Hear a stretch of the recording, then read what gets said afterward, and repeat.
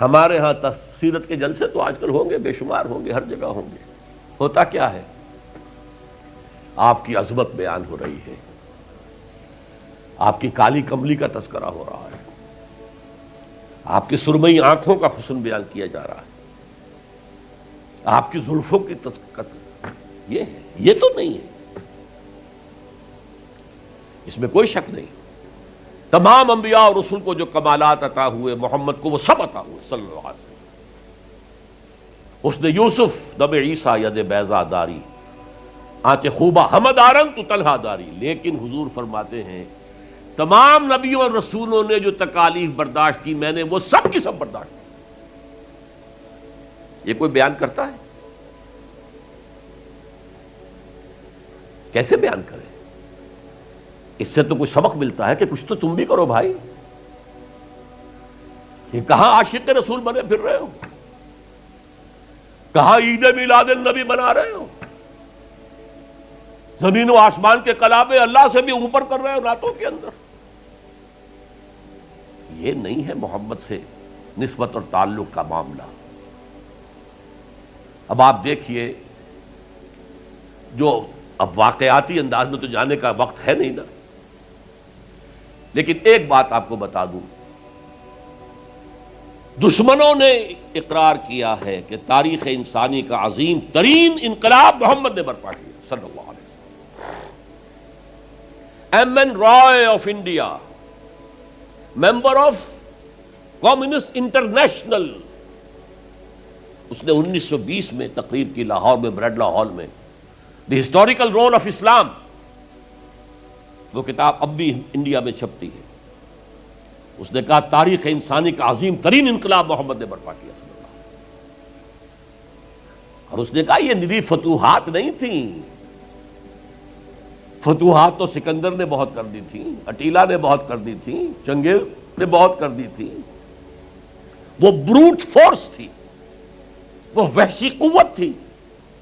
اور محمد کی فتوحات اور ان کی امت کی فتوحات سے نئی تہذیب دنیا میں آئی، نئی روشنی دنیا میں آئی، نئے علوم ایجاد ہوئے، دنیا منور ہو گئی. بہت عمدہ کتاب ہے ہسٹوریکل رول آف اسلام. 1980 کے قریب کتاب چھپی امریکہ میں، دی 100 a selection and gradation of the 100 most influential personalities of human history. تاریخ انسانی کا دھارا بہتا ہے، ہم بھی اس میں بہ رہے ہیں، بہ رہے ہیں، جدھر بہ رہا ہے ہم بھی بہ رہے ہیں. چلو تم ادھر کو ہوا ہو جدھر کی. کچھ لوگ ایسے ہوتے ہیں کہ جو دھارے کا رخ بدلتے ہیں. بہنے والے تو سب ہیں، لیکن اس دھارے کے رخ کو بدلنے والا کوئی کوئی ہوتا ہے. تو ڈاکٹر مائیکل ہارٹ نے پہلے 100 آدمیوں کا انتخاب کر لیا جنہوں نے تاریخ کے دھارے کا رخ موڑا ہے. سلیکشن، پھر گریڈیشن.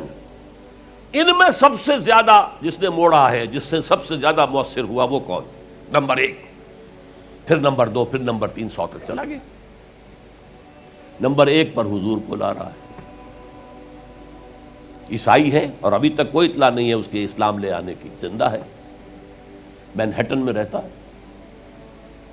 اس نے پھر اس کی وجہ بیان کی کہ naturally I O an explanation. Jesus کو جسے خدا مانگتے ہیں اسے نمبر 3 پہ لے گیا، حضور کو نمبر 1 پر. اور جواب کیا دیتا ہے؟ ایکسپلینیشن کیا ہے؟ This is because he is the only person supremely successful in both the religious and secular fields. جتنے بڑے لوگ دنیا میں ہیں وہ یا ادھر اونچے ہیں تو ادھر کچھ نہیں، ادھر اونچے ہیں تو ادھر کچھ نہیں. بڑے حکمران، بڑے فاتح، اخلاقی اور دینی اور روحانی اعتبار سے 0 بلکہ مائنس. بڑے مذہب، اخلاقی تعلیمات، روحانی تعلیمات بہت اونچے، گوتم بدھ، حضرت مسیح، لیکن ریاست، حکومت، سیاست 0. ایک ہی شخص ہے، ایک شخص ہے. کتنی بڑی سچائی اس کے قلم سے نکلی ہے. دی only person supremely successful in both the religious and the secular fields. بہرحال یہ سمجھیے کہ تکمیل رسالت کا یہ مرحلہ ہے، یہ مظہر ہے۔ اگر حضور نے اس کو قائم کر کے نہ دکھایا ہوتا تو کہا جا سکتا تھا کہ ٹھیک ہے جی نظام تو بڑا اچھا ہی ہے، لیکن یہ انہونی بات ہے، بھلا کوئی بات ہے؟ سید القوم خادمہم، قوم کا سردار خادم ہوتا ہے، شاعری ہے، یہ اچھا شعر کہہ دیا ہے۔ لیکن محمد نے وہ نظام قائم کیا جہاں ابو بکر اور عمر خادم تھے، چٹائیوں پر بیٹھتے تھے، پیوند لگے ہوئے کپڑے پہنتے تھے، رات کو گشت کے دوران کسی عورت کے کراہنے کی آواز آئی، پتہ کیا، معلوم ہوا کہ درد ذہن میں ہے اور کوئی اٹینڈ کرنے والا نہیں ہے، فوراً گھر گئے، اپنی بیوی کو لے کر آئے، فرسٹ لیڈی، اور اس نے مڈ وائف کا کام کیا ہے۔ ایک اور جگہ دیکھا، بچوں کو رونے کی آواز آئی، پوچھا کیا ہے؟ ماں نے کہا کہ میرے پاس کھانے کو کچھ نہیں ہے، بچے بھوک سے بلک رہے ہیں، اور میں نے یہ صرف ہانڈی چڑھا دی ہے چولہے کے اوپر کے دھوکہ دینے کے لیے کہ کچھ پکا رہی ہوں، تھوڑی دیر میں روتے دھوتے سو جائیں گے۔ کانپ گئے بیت المال، وہاں سے ایک بوری آٹے کی لی، اپنے کندھے پر، غلام سے کہا میرے کندھے، اس نے کہا میں نہیں چلتا ہوں حضرت۔ نہیں، قیامت میں تم میرا بوجھ نہیں اٹھا سکو گے۔ اپنے کندھے پر بوری لگ کر گئے ہیں، وہاں جا کر کھانا پکوایا ہے۔ یہ سید القوم خادم ہوں،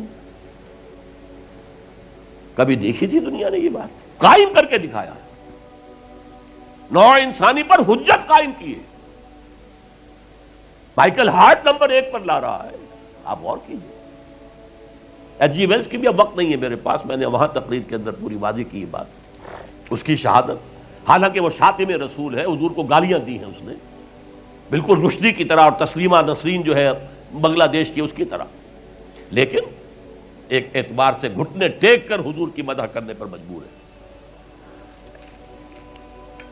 تو یہ اصل میں بات تکمیل رسالت ہے، پیش کر دینا، پہنچا دینا، وما علینا الا البلاغ، یہ بھی رسالت کا معاملہ ہے، یہ ابتدائی مرحلہ ہے۔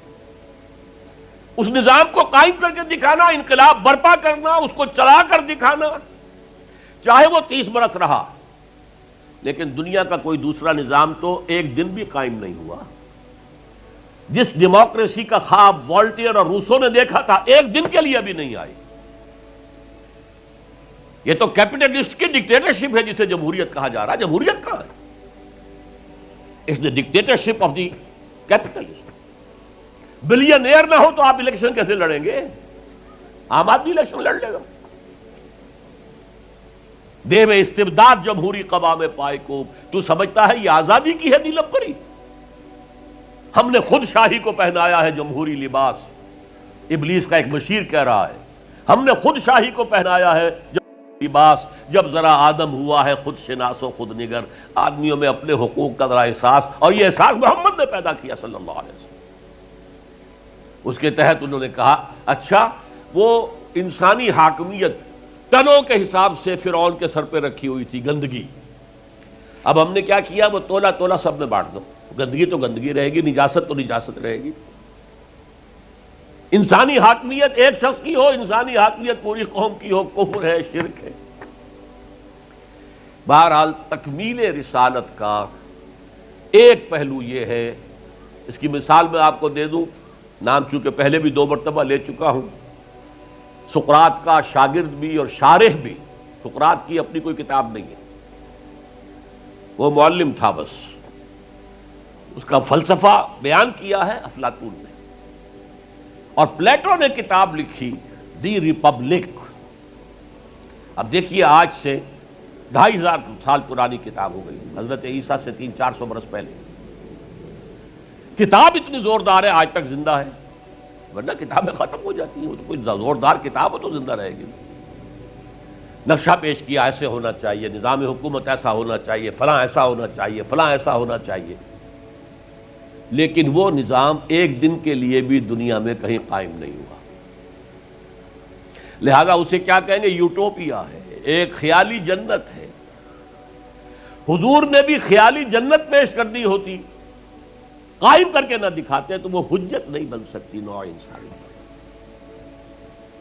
تکمیل رسالت، نہ حضرت ابراہیم کے ہاتھوں کہیں نظام قائم ہوا، حالانکہ ابو الانبیاء، خلیل اللہ، امام الناس، انی جاعلک للناس اماما واتخذ اللہ ابراہیم خلیلا، نظام تو نہیں بنا، نہ موسیٰ کے ہاتھوں نہ عیسیٰ کے ہاتھوں علیہ الصلوۃ والسلام۔ یہ صرف محمد الرسول اللہ صلی اللہ علیہ وسلم کا مقام ہے کہ آپ نے ایک عظیم انقلابی جد و جہد، میری کتاب لے کر پڑھ لیجئے اگر تقریریں نہ سنی ہو، تقریروں میں مختصر مفصل منہج انقلاب نبوی، اتنا عظیم کارنامہ، عظیم ترین انقلاب جو برپا کیا 23 برس کے اندر حضور نے، اس کے منہج کیا تھا، منہاج کیا تھا، طریقہ کار کیا تھا، اسے سمجھیے۔ منہج انقلاب نبوی میری کتاب ہے، 400 صفحے کی، سیرت کا انالیسس ہے، سیرت کا 6 steps of revolutionary process as deduced from the سیرہ of the prophet، اس کو فلسفہ سیرت کہیں گے ہم، تو پڑھیے اس کتاب۔